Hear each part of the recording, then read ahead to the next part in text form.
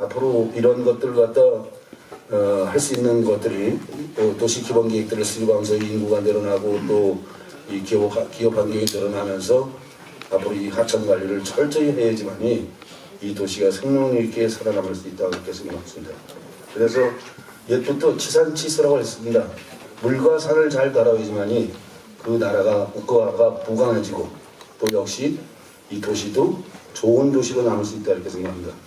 그래서 보건관리대책과 임진강 수계 배출시설을 설치 제한 고시 이런 것들을 준수하도록 강력히 지도 단속하고 그 다음에 미사용 이런 지하수 같은 경우 이런 것들이 상당히 포천시에 엄청나게 무분별하게 관정을 뚫어놓고 그냥 놔뒀습니다. 원래는 그게 크라우팅을 해서 막아서 지하수가 오염되지 않도록 그렇게 조치되는데 이런 것들을 이제 공무원들이 잘 관리가 제대로 안 돼갖고 앞으로 지하에 묻혀있는 우리 지하 자원까지도 문제가 생길 수 있습니다. 그래서 저는 시장 재임시라도 하천 수질 파악을 계획적 관리를 위해서 5개년 단기로 해서 포천 관내 하천 수계 환경 조사를 실시하였고 그리고 그 이후에 10년 동안에 아무것도 안 했습니다. 그래서 이런 것들 수질 관리를 좀 더 철저히 해서 감시 감독하도록 조치하겠습니다. 이상입니다. 예, 감사합니다. 다음은 백영남 후보 답해 주시기 바랍니다. 예는 저는 하천의 건천화 문제를 말씀하시는 걸 이해합니다. 그래서 하천의 건천화 문제가 사실 인위적으로 해결할 수 있는 방법은 아닌 거죠. 하늘만 쳐다봐서 비가 와야 하천에 물이 흐르는데 그런 것은 인위적으로 힘들다고 생각을 하고 저는 이제 이렇게 생각을 해봤습니다. 우리 한탄강 댐이 홍수조절용 댐이랍니다. 홍수조절용 댐은 물 1m도 가두지 않는 거죠. 아까운 수정은 그냥 흘려보냅니다. 그래서 저는 한탄강 댐을 절충형 약 50% 정도를 담수하는 절충형 댐으로 전환을 해서 그것을 가뭄시에 농업용수도 활용하고 관광용수도 활용하고 그 부분에서 그 1급수를 저는 포천천 하천을 따라서 고모저수지나 포천천 최상류 지역에 떨겨야 된다고 생각합니다. 끌어서 그래서 그 물이 항상 포천천을 흐르게 해서 수변 지역에 어떤 생태 수변 공원을 조성하고 주민들의 어떤 삶의 질에 대한 부분도 필요하고 하천이 건천화되지 않는 사업 이런 것을 집중적으로 기획을 해서 추진해야 될 필요성이 있다 이렇게 생각을 합니다. 예, 감사합니다. 이현석 후보 답해 주시기 바랍니다. 기본적으로 하천은 흘러야 생태계 교란을 막을 수가 있습니다.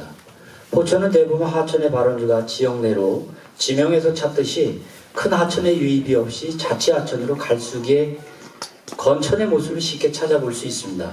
이러한 하천의 건천화가 가속된 이유 중 하나라면 토지 이용에 따른 도시개발과 지하수의 무분별한 개발, 특히나 발원지 한내천 상류의 용수다량 소비업체인 레미콘 업체의 지하수 사용량은 파악조차 안 되는 것이 우리 포천의 현실입니다.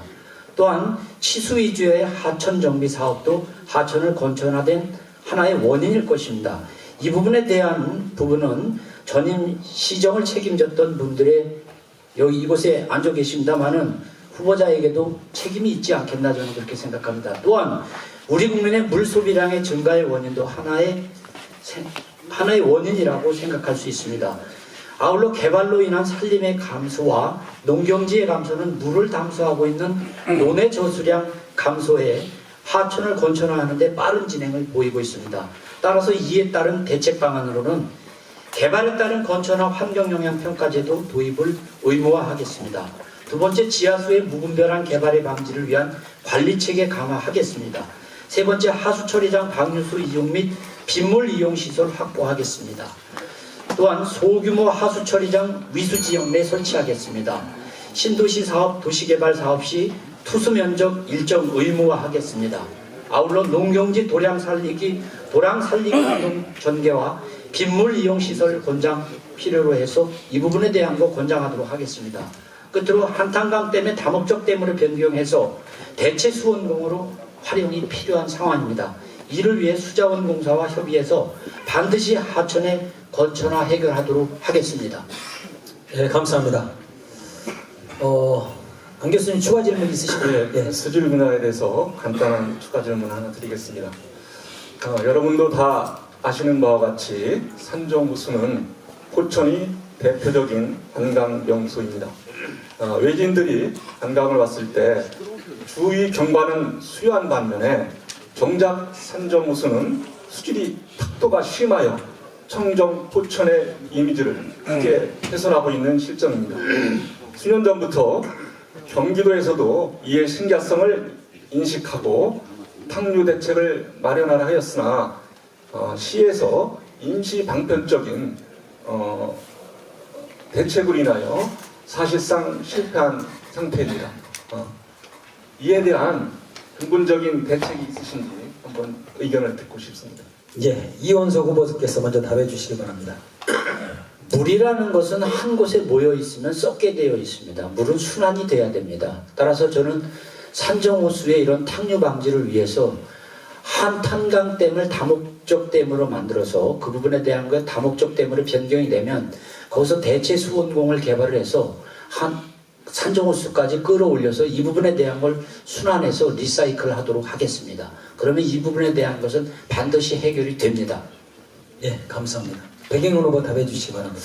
예, 산정호수 대체 수원공은 개발이 돼서 개발하기 위해서 지금 진행되는 걸로 알고 있고, 또 우리 교수님께서 지적하신 사항은 탕류에 대한 문제, 또 그 수질의 어떤 환경 오염 문제에 대한 부분이라고 생각합니다. 그래서 저는 이 부분에 탕류가 발생하는 원인은 아마 다 아시는 바와 같이 상류 지역에 있는 그 사격장에 대한 영향도 많이 있다고 생각합니다. 그래서 그 부분에 대해서 어떤 사방댐을 설치해서 탕류가 흙이 토사가 같이 섞여서 나오는 부분에 대해서 많이 보완이 된 것으로 생각하는데, 탕류에 대한 부분은 그것을 전적으로 더 보완을 해야 된다는 생각을 가지고 있고요. 또 특히 그 부분 중에 한 가지는 또 수원에 가물었을 때 수원의 부족 부분인데, 이건 대체 수원공 개발 사업을 완성을 해야 된다고 생각합니다. 예, 감사합니다. 박영고 후보 답해 주시기 바랍니다.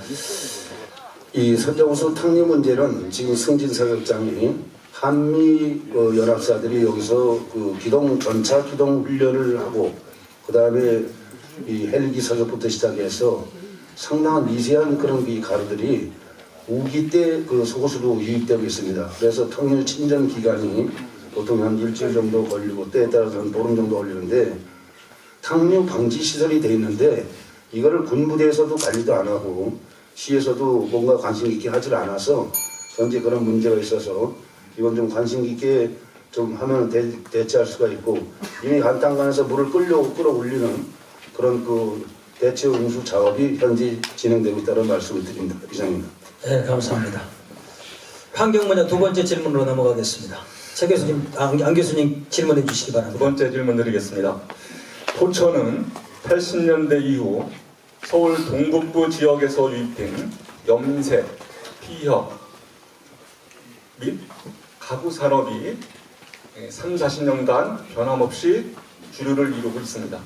실질적으로 지역 환경 질 개선의 선도적 역할은 기존의 오염물 과다 배출 업종을 단계적으로 퇴출시키면서 지역 산업을 오염 배출을 최소화할 수 있는 첨단 산업으로 전환시키는 것입니다.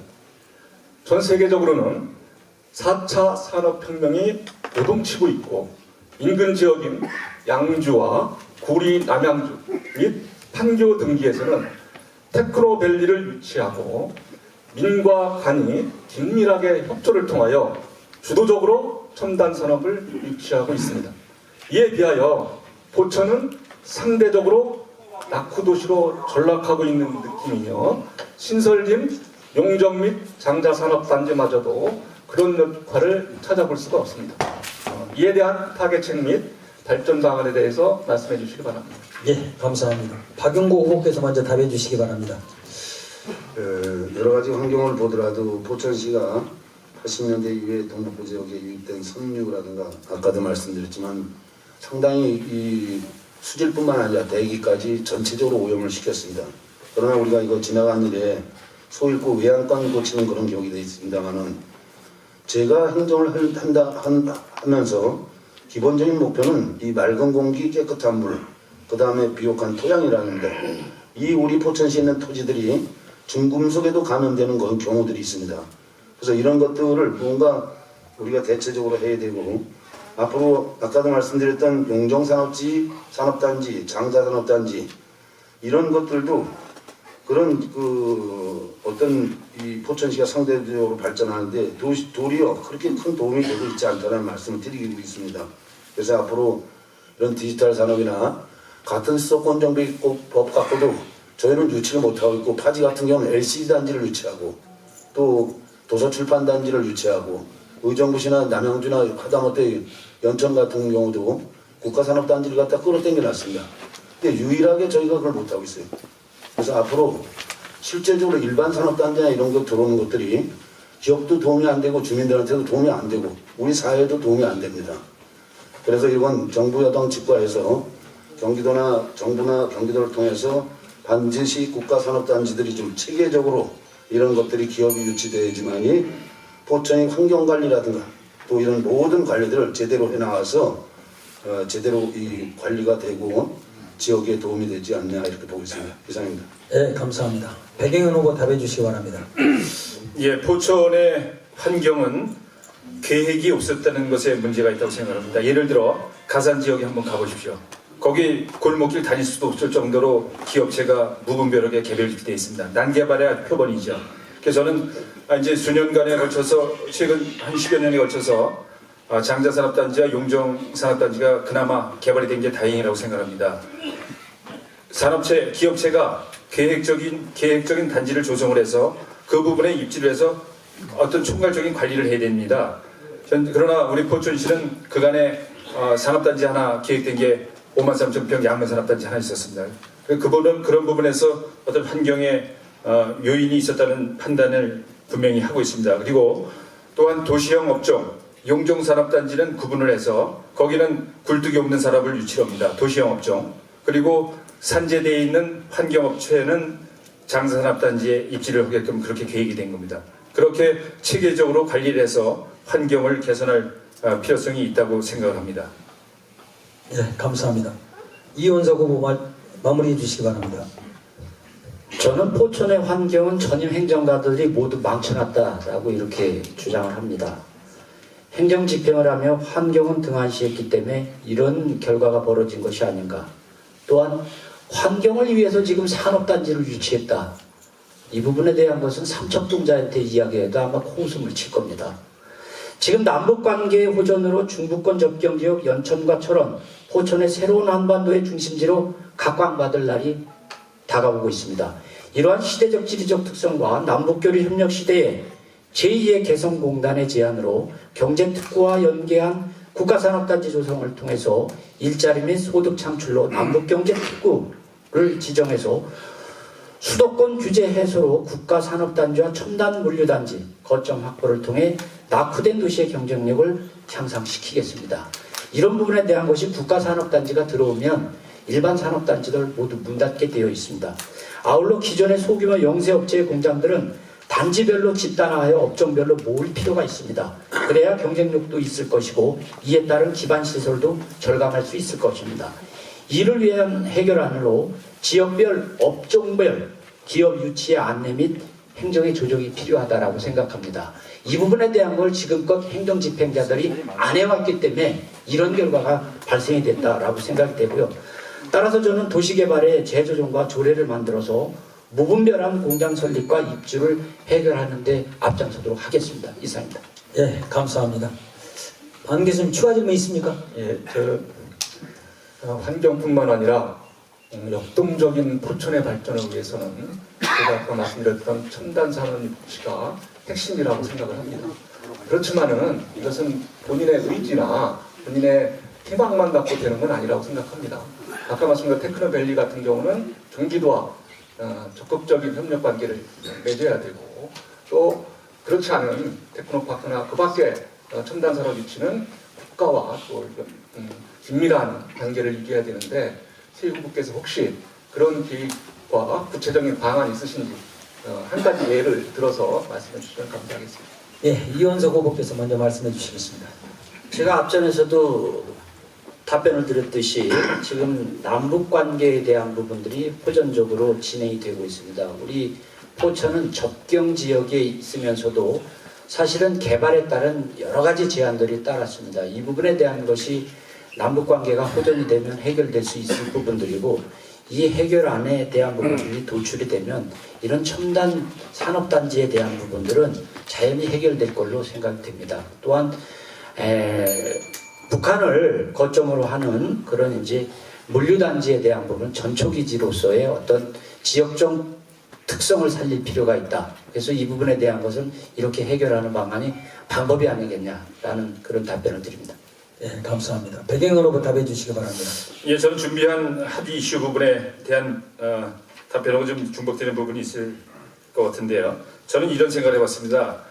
저희가 국가안보를 책임지면서 5, 60년 동안 희생만 강요되어 왔던 부분이 사격장 문제의 부분에서 분명히 있을 거라고 생각합니다. 그래서 그런 부분에서 이제는 좀 보상을 받아야 될 시점이 됐다고 생각을 하면서 예를 들어 방위산업체, 국가안보를 책임지는 부분에서 일정 부분 역할을 할 수 있는 방위산업체가 저희 지역에는 한 군데도 없습니다. 희생만 강요되는 거죠. 그런 부분이 전부 남쪽에 있습니다. 첨단 산업으로 제조 공정이 갖춰져 있는 방위산업체를 분명히 우리 지역에 유치를 해서 그런 부분에 대해서 보상이 돼야 된다는 그런 생각을 가지고 있습니다. 네, 감사합니다. 박영고 후보 마무리해 주시기 바랍니다. 네, 저는 늘 그런 생각을 했습니다만 포천이 좀 더 환경이 깨끗한 그런 도시로 가기 위해서 좀 집약된 산업이 좀 발전해야 된다. 다시 말씀드리자면은 이런 전자산업이나 또 생명산업이나 시종자산업이나 이런 디지털 산업단지들이 특화된 산업단지들이 들어와야 된다. 그래서 지역경제도 도움이 되고 이 청년 일자리도 창출하고 경제가 살아날 수 있는 그런 계기를 마련하는 게 바로 자치단체장이 할 일이다. 자치단체장도 포천시청이라는 그 회사의 기업이나 마찬가지입니다. 앞으로 이런 환경을 우선으로 하는 환경정책 기본 도시에 초점을 맞춰서 이런 첨단 기업들을 갖다가 유치하는 데 주력을 다하겠다는 말씀을 드립니다. 네, 감사합니다. 네, 그러면 오늘의 마지막 질문으로 넘어가겠습니다. 포천에서 가장 뜨거운 감자인 두 가지 문제를 가지고 마무리 토론을 하도록 하겠습니다. 정재훈 기자 먼저 질문해 주십시오.